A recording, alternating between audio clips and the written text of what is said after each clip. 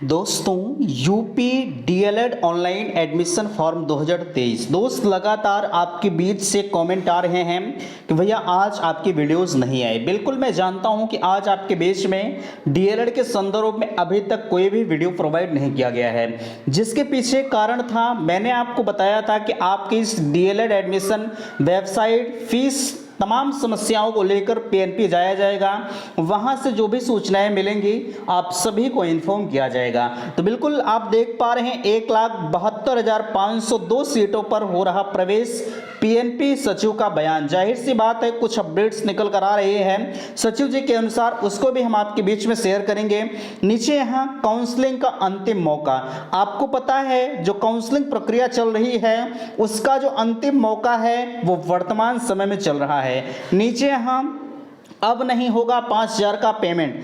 आखिरकार ये कौन से 5,000 पेमेंट की बातें कही जा रही हैं कि अब 5,000 का पेमेंट नहीं होगा। एडमिशन से वंचित अभ्यर्थियों के लिए विशेष सूचना, पीएनपी का भविष्य के साथ खिलवाड़। जाहिर सी बात है ये जो परीक्षा नियामक प्राधिकारी आयोग बना हुआ है ये कहीं ना कहीं अभ्यर्थियों के भविष्य के साथ खिलवाड़ करने पर ये तुले हुए हैं। ठीक है, तो फाइनली हम इन सभी मुद्दों पर चर्चा करेंगे। दोस्तों मैं हूं संजय, आप सभी का स्वागत करता हूं, अभिनंदन करता हूं आज के अपने इस वीडियो पर। मैं निवेदन करूंगा कि चैनल पर पहली बार विजिट कर रहे हैं तो प्लीज चैनल को सब्सक्राइब जरूर करेंगे। सबसे पहले आपके बीच में अपडेट्स हम दिखाना चाहेंगे। देखिए जो चॉइस फिलिंग का अंतिम दौर वर्तमान समय में चल रहा है 2,40,000 रैंक तक के अभ्यर्थियों का। इसमें देख पा रहे हैं आपके बीच में कहा जा रहा है कि आपकी काउंसलिंग होने में महज एक दिन 22 घंटे जो है 20 मिनट का समय बचा हुआ है। ये देख पा रहे हैं स्क्रीनशॉट आपके बीच में मैंने 11:40 पर लिया था। बहरहाल अब आपके बीच में एक दिन पूरा लगभग जो है 16-17 घंटे बचे हैं। ठीक है, जितने लोगों को काउंसलिंग प्रक्रिया में भाग लेना है वो भाग ले सकते हैं, बाकी अदरवाइज वेबसाइट आपकी पूरी तरह से बंद कर दी जाएगी। वैसे भी वेबसाइट चल नहीं रही है, बंद हो या ना हो कोई फर्क अभ्यर्थियों को नहीं पड़ रहा है।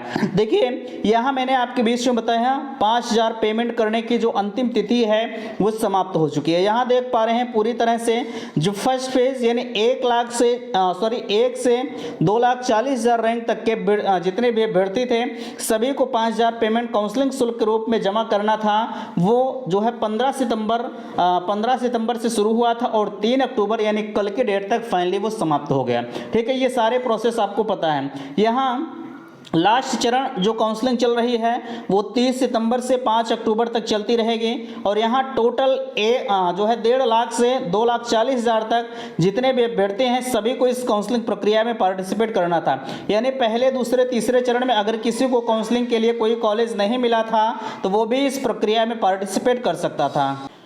और एडमिशन के लिए आप देख पा रहे हैं 25 सितंबर से 15 अक्टूबर तक आपके पास मौका है।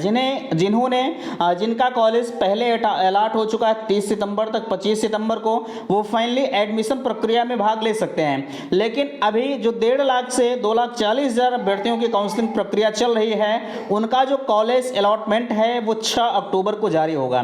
ठीक है, जब 6 अक्टूबर को आपका कॉलेज अलॉटमेंट जारी होगा तो आप अपने एडमिशन की फाइनल प्रक्रिया जो है वो 15 अक्टूबर तक पूर्ण कर सकते हैं। अब सवाल उठता है ये 5,000 पेमेंट कैसे करना है। ध्यान दीजिएगा, 5,000 का जो पेमेंट होगा वो काउंसलिंग शुल्क के रूप में जमा होगा। जिन्हें काउंसलिंग कराना था फर्स्ट फेज में वो तो 5,000 रुपए का पेमेंट कर दिए होंगे और जिन्हें नहीं कराना है वो अब नहीं कर पाएंगे। बाबू आप परेशान नहीं होंगे। बाकी एक 5,000 जो आपने पहले 5,000 का पेमेंट कर दिया है, ठीक है, बट फिर से आपको 5,000 पेमेंट करना होगा जब कॉलेज अलॉट हो जाएगा 6 अक्टूबर के बाद ही आप कर पाएंगे।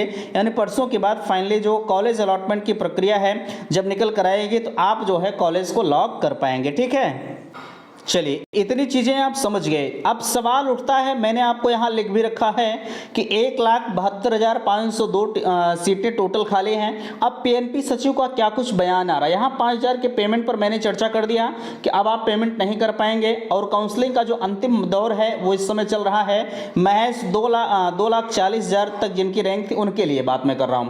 बाकी जिनकी रैंक 2,40,000 के ऊपर है वो सेकेंड फेज काउंसलिंग का इंतजार कर रहे हैं। उनका इंतजार बहुत जल्द से जल्द खत्म होगा। होगा, आपको परेशान नहीं होना है। यहाँ एडमिशन से वंचित अभ्यर्थी क्या करेंगे, ध्यान दीजिएगा, अगर आपने 5,000 का पेमेंट नहीं किया तो आपको परेशान नहीं होना है। आप इंतजार करिए सेकंड फेज काउंसलिंग का, 100% सेकंड फेज काउंसलिंग में आपको मौका दिया जाएगा। एडमिशन से वंचित हो चुके हैं तो ध्यान और भी दीजिए आप जो है कि अगर जो है आपने काउंसलिंग कराया है, ठीक है, और 5,000 यानी टोटल 10,000 रुपये का पेमेंट कर दिया है और आप सोच रहे हैं कि मैं किसी दूसरे कॉलेज में चला जाऊं, तो आपका जो 10,000 रुपये पेमेंट हुआ है वो भी पूरी तरह से लॉस चला जाएगा।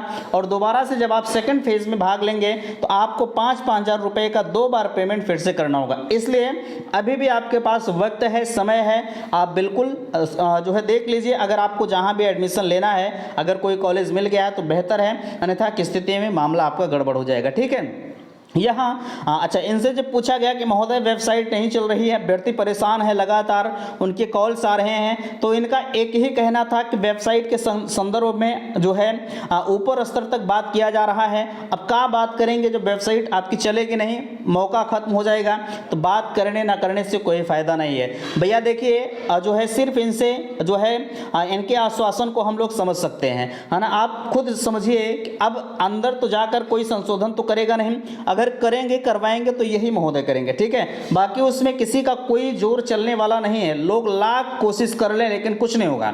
ठीक है, हम लोग करते क्या हैं, चाहे आप ज्ञापन दीजिए, चाहे आप कुछ भी करिए, बस आश्वासन पर ही टिके रहते हैं। लगातार ये चीज़ें कही जाती हैं लेकिन कोई इस पर ध्यान नहीं देता। मैंने आपसे कहा था कि ये जो 5,000 रुपये पेमेंट करके जो है पेमेंट होके आपका फॉर्म रिजेक्ट किया जा रहा है, मैंने आपसे कहा था आप ऊपर स्तर तक डीजी महोदय को सूचित करिए।